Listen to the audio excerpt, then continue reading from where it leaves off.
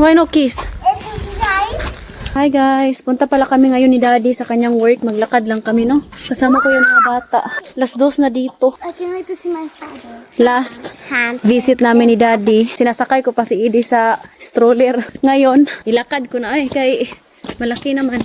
Tapos exercise din to ba? Malapit lang naman yung work ni Habi, mga 5 minutes. At saka hindi masyadong malamig. Maganda siya ilakad-lakad. Katya. Hello. Oh. Hello. Daming apple oh. Hindi man lang nila kinuha. Nagsawa na yung mga tao dito sa prutas. Every bahay dito sa village may mga tanim silang apple, grapes. So kaya hindi uso dito yung hingi. Pero nagbibigayan yan sila. Yan yung kagandahan dito. Pag may mga tanim ka, hindi mo na kailangan manghingi. Oo nga pala, today naglagay na sila ng Christmas light sa kalsada. Yan oh. Ito yung flood control dito sa Romania oh. Woo. Nakakahiya din dito maglakad-lakad pag maganda yung weather, kayong mga tao sa village. Sa labas sila palaging nagtatambay. Tutukan pa jud ka. Not allow. Is Daddy oh.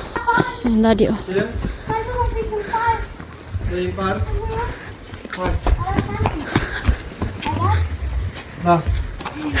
Kiss to Daddy oy. Why no kiss? Gluga to idea siya.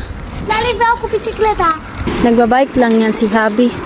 Pag pumupunta siya sa work kay sobrang lapit lang oy. Exercise din yan no. May playground dito. Wala. Hello. Hello. Yung work pala ni Habi is public administration. Nasa municipal ba? Alam nyo na, pag nasa village, hindi talaga kalakihan yung sahod. Pero ito yung bumubuhay sa amin. Ate Sanchez. Heidi, mami ka.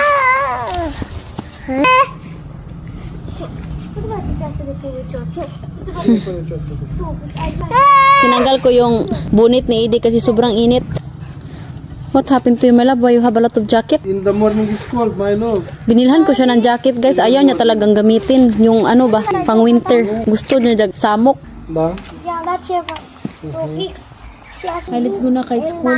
Mm-hmm. Wala ng araw. How is your work, my love? Everything is under control.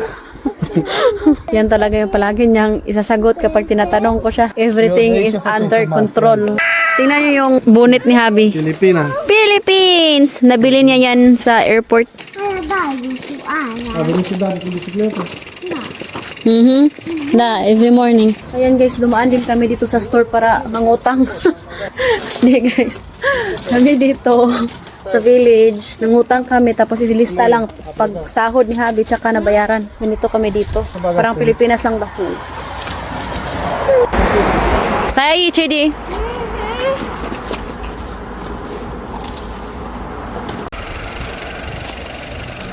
Uwi na kami. Maganda talaga yung weather. Hindi masyado malamig. Nung una, akala ko walang marites dito. Yun pala, ang dami. Mga tao dito sa village, halos magkakilala. Lalo na mga tao dito sa kuan, sa village. Kilala nila ni Mama ba kay former student.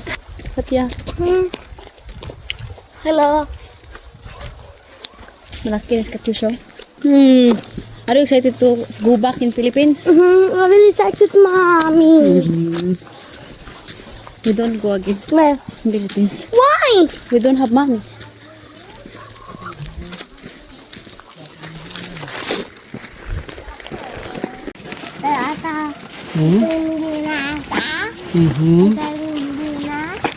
Ano talaga yung pizza biyak?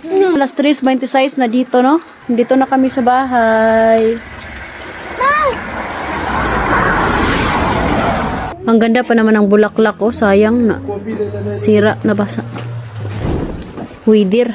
Yung klaseng bulaklak na yan is namamatay talaga sila sa winter. Kaya si Mama, nagtatanim ulit yan siya pag summer. Yung garden ko, oh, malinis na. Tingnan nyo yung bukid.